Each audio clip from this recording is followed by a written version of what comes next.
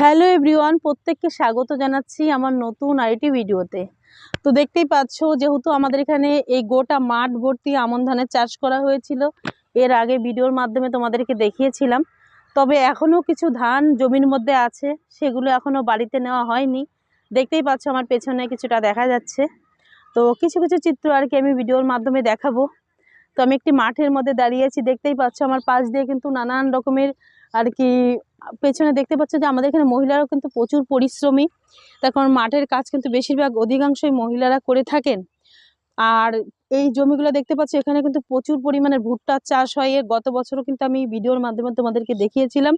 শুধু ভুট্টা নয়, এখানে কিন্তু সর্ষা প্রচুর, এখানে মানে নানান রকমের ফসল করা হয়। তবে কিছুটা ক্যামেরাটা ঘুরিয়ে ঘুরিয়ে আমি তোমাদেরকে দেখাই, আর এখানের মাঠের খুব সুন্দর চিত্র সেটাও কিছুটা দেখাই। সো দেখতেই পাচ্ছ যে আমন ধান কিছুটা আর কি মাঠ থেকে বাড়িতে নেওয়ার সাথে সাথে এই যে খালি জমিগুলো কিন্তু পড়ে নেই। এই জমির মধ্যে দেখতে পাচ্ছ যে এই যে দূরে দেখা যাচ্ছে গোবর সার ফেলা হয়েছে জমির মধ্যে, জায়গায় জায়গায় দেখা যাচ্ছে। আর এই যে আমার যে জমিটার মধ্যে দিয়ে আমি হাঁটছি, এই জমির সামনেটা কিছুটা আর কি জমির মধ্যে এখনও ধান আর কি মাঠের মধ্যে পড়ে আছে, সেটা তোমরা দেখতেই পাচ্ছ। আর যেহেতু এই ধানগুলো একদম মাঠের মধ্যে, তো মাঠের সত্যি অসাধারণ সুন্দর প্রাকৃতিক দৃশ্য, যে দৃশ্যর বর্ণনা আমরা যতটা দিব তাও কম হয়ে যায়। মানে কি বলবো, এক কথায় অসাধারণ। গ্রামের যে দৃশ্যগুলো সত্যি এরকমই হয়। আর দূরে দেখতে পাচ্ছ যে গ্রামের মহিলারা বেশিরভাগই কিন্তু পরিশ্রমী।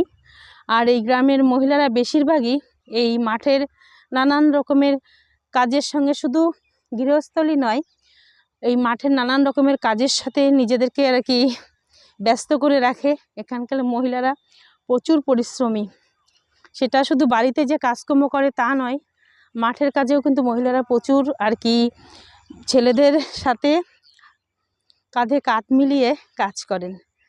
তো দেখতে পাচ্ছ আমি যে যাচ্ছি, এই জায়গাগুলো সত্যি খুবই সুন্দর। এই যে নানান রকমের পাখি এই প্রকৃতির মধ্য দিয়ে হেঁটে বেড়াচ্ছে। তারপর দূরে দেখতে পাচ্ছ কিছু ছাগল আছে। মানে এক কথায় অসাধারণ সুন্দর দৃশ্য। এগুলো দৃশ্যর যতটা বর্ণনা দেওয়া যায় ততটাই যেন কম হয়ে যায়। সত্যি এই দৃশ্যগুলো আমাদের প্রত্যেকেরই কিন্তু মন কেড়ে নেয়। আর আমাদের বেশিরভাগই আমরা ছোটোবেলাটা বেড়ে উঠেছি এই প্রত্যেকেই কিন্তু গ্রামে। এখনও কিন্তু অনেকে এই গ্রাম থেকে শহরে গিয়ে নানান রকমের চাকরি বাকরির ক্ষেত্রে মানে শহরে, গ্রামে বড় হয়ে কিন্তু শহরে আর কি গিয়ে চাকরি থেকে শুরু করে ব্যবসা বাণিজ্য করছেন। তবুও কিন্তু এই গ্রামের যে একটি মায়া, এগুলো কিন্তু প্রত্যেকের আর কি মনের মধ্যে আলাদা ধরনের একটা আর কি মায়া থাকে। সেটা যতটা বর্ণনা দিই অতটাই আর কি কম হয়ে যায়। তো সেই বর্ণনা না হলে ছেড়ে দিলাম না হয়। তো দেখতেই পাচ্ছি যে ছাগলগুলো কি সুন্দর আর কি ঘাস খাচ্ছে। যেহেতু এখানে কিছুদিন আগেও ধান ছিল, তো ধান কাটার পরপরই কিন্তু জমিগুলো খালি হয়ে গেছে। আর খালি হওয়ার পরপরই কিন্তু জমির মধ্যে প্রচুর পরিমাণে ঘাস, আর সেই ঘাস কিন্তু এই ছাগলে আর কি খাচ্ছেন। তবে দেখতে কিন্তু খুবই সুন্দর লাগছে প্রকৃতির মধ্যে। সত্যি এই দৃশ্যগুলো আমাদের প্রত্যেকেরই কিন্তু মন কেড়ে নেয়। বলো। না না না, তোমাকে দেখানি, তুমি দূর দিয়ে গেছো না। তো দেখো গোটা মাঠটা দেখা যাচ্ছে, খুবই সুন্দর।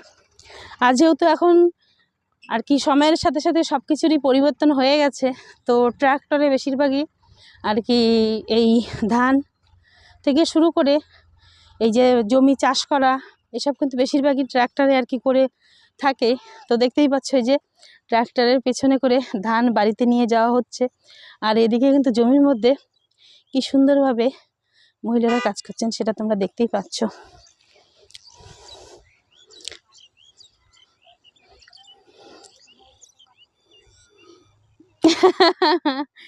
তো ভিডিওটা আর বেশি একটা বড় করছি না, তার কারণ অনেক কিছুই আর কি দেখালাম। আর আমার একটু আজকে মানে একটু দূরে যাব, যার জন্য ভিডিওটা এখানেই শেষ করছি। প্রত্যেকে ভালো থেকো এবং সুস্থ থেকো।